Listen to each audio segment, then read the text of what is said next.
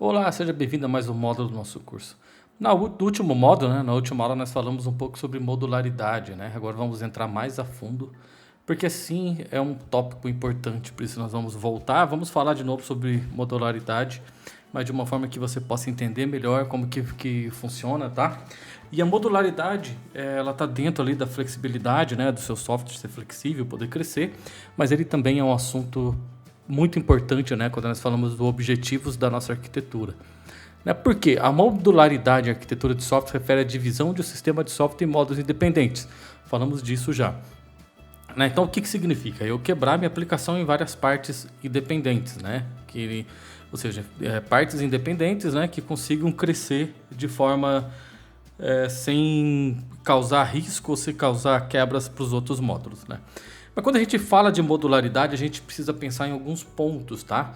Do porquê que é tão importante a modularidade, né? Então, o primeiro ponto é a separação de responsabilidade. Ou seja, cada módulo possui uma função específica e responsabilidades bem definidas.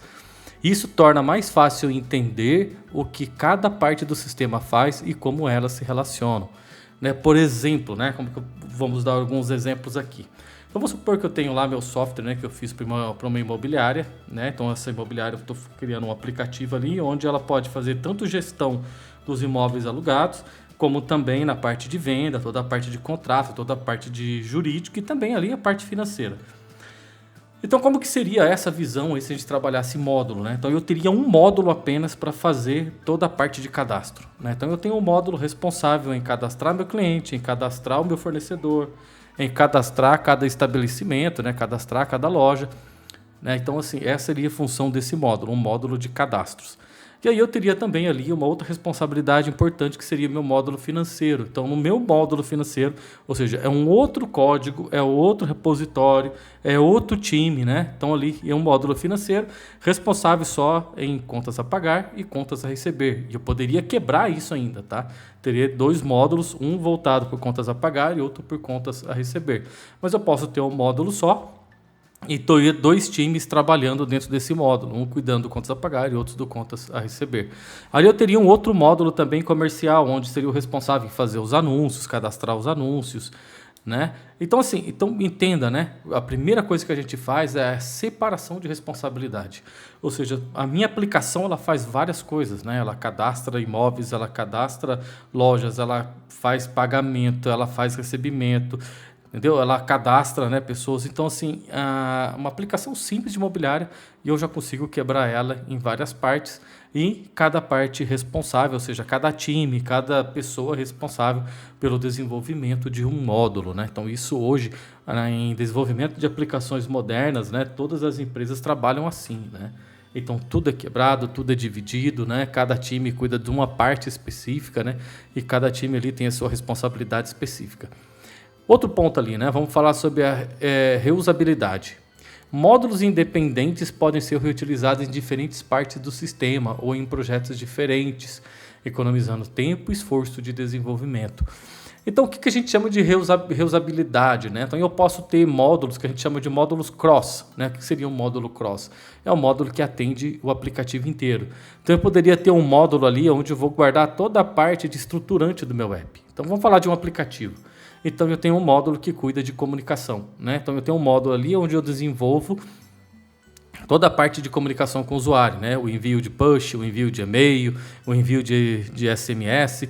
Só que isso não vai estar em um módulo específico. Então, eu posso ter um módulo de comunicação e esse módulo ser reutilizado dentro dos outros módulos, né? Então, assim, é muito legal, tá? E como eu falei, né? Aplicações modernas funcionam assim.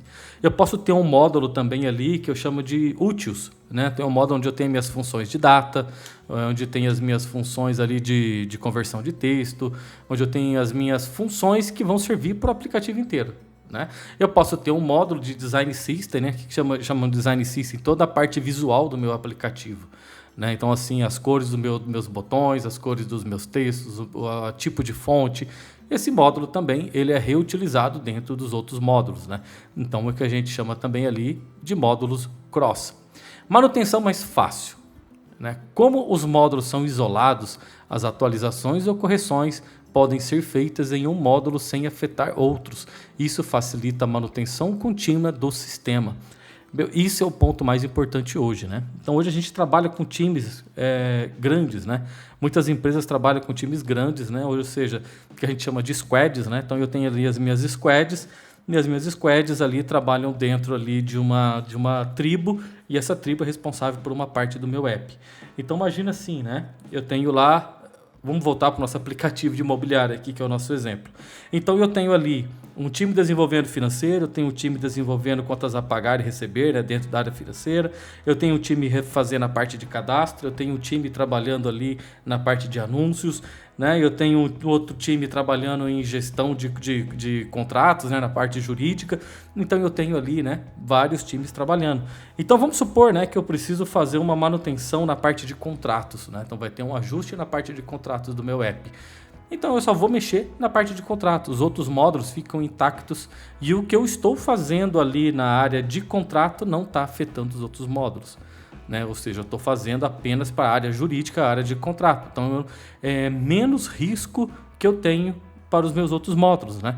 A não ser esses módulos cross, que aí afeta todo mundo, tem que ser um teste completo. Mas como nós estamos falando, né, de módulos específicos, né, então ali a área de contratos, eu estou fazendo um ajuste ali que não vai afetar os outros módulos. Posso subir minha aplicação tranquilamente, que eu não vou ter problema, né, porque eu separei o meu app em responsabilidade, eu separei o meu programa, meu código em responsabilidades, né? Então, isso é importante, tá, gente? Vocês entenderem que hoje, desenvolvimento moderno, a gente trabalha com divisão de módulos, né? A gente tem ali os micros front-ends, né? Os famosos MFEs. Então, a gente tem os micros front-ends, cada parte faz uma parte, cada micro front-end faz uma parte da nossa aplicação e depois a gente junta ali como um todo. Testabilidades. Módulos isolados podem ser testados independentemente, tornando os testes de unidade e integração mais simples de serem realizados. Então, como eu tenho um módulo separado, que eu fiz um ajuste lá na parte de jurídico, né, na parte de contratos. Então, quando eu vou rodar os meus testes, eu não preciso testar a ferramenta inteira. Eu vou testar apenas o módulo que teve alteração. Então, eu não preciso gastar um tempo enorme pedindo, né, para o meu time lá de teste, meu time de QA, né, o QA, meu time de QA ficar fazendo todos os testes, testar o aplicativo inteiro, sendo que eu tive uma mudança apenas na parte jurídica, né? Então, ali, a alteração que eu tenho é apenas no meu jurídico, né? Então, eu não preciso testar o aplicativo inteiro. E isso deixa o aplicativo muito mais fácil de ser testado. Outro ponto importante é escalabilidade, né?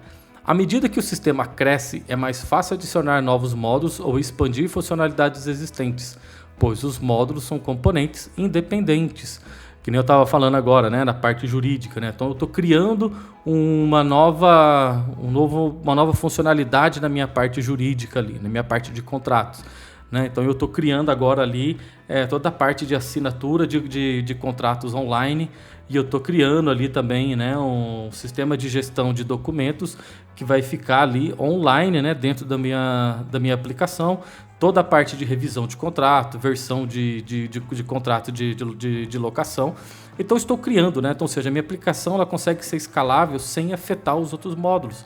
Então, eu consegui expandir o módulo jurídico sem afetar os outros módulos, né? Então, a minha aplicação consegue ser muito mais escalável, né? Aí, de repente, eu chego assim e falo, agora eu quero colocar um novo módulo, né?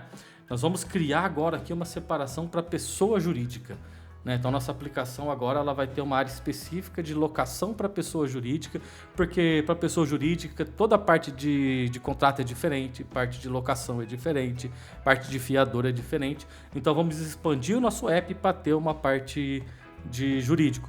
Beleza, vou criar um novo módulo chamado lá PF. Dentro desse meu módulo PF eu posso ter uma tribo, né, chamada lá pessoa jurídica. Dentro dessa tribo eu vou separar as minhas squads, né, ou seja, meus grupos de trabalho. Cada um vai criar vai criar os seus módulos ali para tratar a pessoa jurídica sem afetar os outros módulos, né? Então, assim, é que eu te falei, lembre sempre, né, a aplicação modernas a gente trabalha totalmente quebrado, tudo quebrado não de erro, tá? Quebrado de separado. Trabalhamos de forma separada.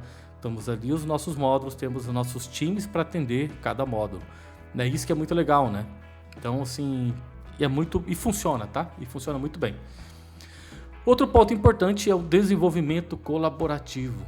A modularidade facilita o desenvolvimento colaborativo, pois equipes diferentes podem trabalhar em módulos separados sem interferir uma nas outras. Então, isso que eu estava falando agora um pouco antes, mas já entrando nesse assunto, hoje as empresas já trabalham assim, Então, eu tenho lá um time que vai cuidar da parte financeira. Então, a responsabilidade dele é na parte financeira, ele não vai atuar na parte de contratos, ele não vai atuar na parte de cadastro, ou seja, se ele pode até migrar para um outro time, durante o desenvolvimento ali, ele pode migrar para uma outra squad para cuidar de outra parte, mas geralmente ele vai ficar responsável por uma área, eu entrei aqui, entrei nessa empresa, estou cuidando de toda a parte de contratos, pessoa jurídica. Cara, eu vou trabalhar nesse módulo, vou cuidar desse módulo. Então, o desenvolvimento daquela squad ali, daquela squad de trabalho, vai cuidar apenas de pessoa jurídica. Aí eu tenho uma outra squad que vai estar cuidando ali especificamente ali da parte de contrato, da parte financeira. Então, e eu posso sim, ter rodízio de time, um dev para uma outra squad, mas só que o que é muito legal, Então, não tem aquele negócio como era antigamente, quando eu programava lá atrás, em 1997, 98, o desenvolvedor cuidava da aplicação inteira. O cara ele trabalhava no jurídico, trabalha no fiscal, ele fazia contabilidade, ele mexia no código inteiro. Hoje o desenvolvimento é muito mais colaborativo, ou seja, cada desenvolvedor, cada tribo, cada squad ali é muito bem separado, cada um cuida de uma parte, porque o aplicativo hoje moderno ele é modularizado.